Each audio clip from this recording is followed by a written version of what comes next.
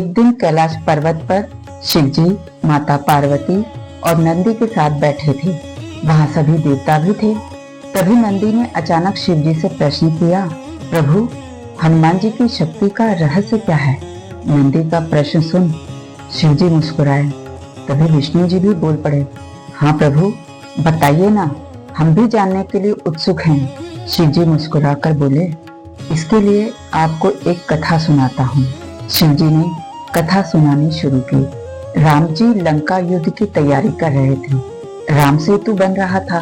तभी हनुमान चिंतित हुए और उनके मन में अपनी शक्ति को लेकर शंका उत्पन्न हुई और वो सोचने लगे कि मैं अकेले लंका का क्या बिगाड़ सकता हूँ। राम जी उन्हें देख रहे थे। वो उनकी चिंता को भांप जाते हैं और उनके पास जाकर कहते हैं, हनुमान, तुम्हारे अंदर शिव की शक्ति है। तुम्हारे लिए कोई कार्य असंभव नहीं। शिव जी की कथा सब देवता मुग्ध होकर सुन रहे थे।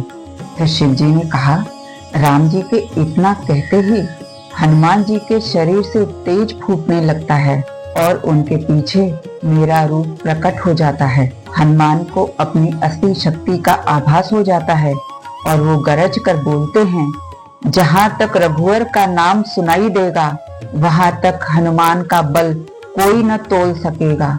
इतना कहते हुए वो विराट रूप धारण कर लंका पर टूट पड़ते हैं, रक्षकों को परास्त कर देते हैं और फिर सारी लंका में आग लगा देते हैं। शिव हनुमान शक्ति की कथा सुन सब अचरज में पड़ गए। शिव पुराण और रामायण दोनों में बताया गया है कि जब देवताओं ने असुरों के अत्याचार से मुक्ति के लिए प्रार्थना की, तब भगवान शिव ने कहा, मेरी शक्ति का एक अंश पृथ्वी पर उतरेगा और वही बनेगा सत्य, भक्ति और शक्ति का प्रतीक। और उसी क्षण शिव शक्ति ने माता अंजनी के गर्भ में प्रवेश किया और जन्म हुआ हनुमान का। जन्म के समय शिव जी ने उन्हें 5 अद्भुत शक्तियां दी। निर्भयता की शक्ति, बुद्धि और विवेक की शक्ति, असीम बल की शक्ति, सेवा और समर्पण की शक्ति, जिसने राम के कार्य की पूर्ति के लिए मृत्यु को स्वीकारा। यही शक्ति उन्हें सबसे महान भक्त बनाती है। और 5वीं है विनम्रता की शक्ति। असीम बल और ज्ञान होने के बावजूद हनुमान जी एकदम विनम्र हैं। यही 5 शक्तियां हनुमान जी को बेजोड़ बनाती हैं। हनुमान दिव्य इसलिए नहीं बने क्योंकि उनके पास केवल बल था।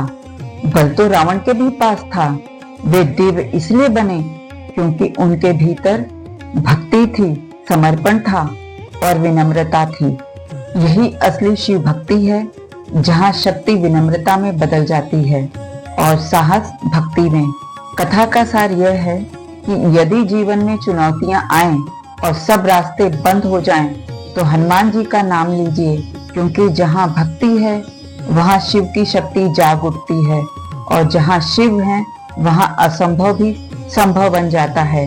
बोलिए पवन सुत हनुमान की जय। प्रिय दर्शकों, अगले सप्ताह फिर मिलूंगी एक नई कथा के साथ।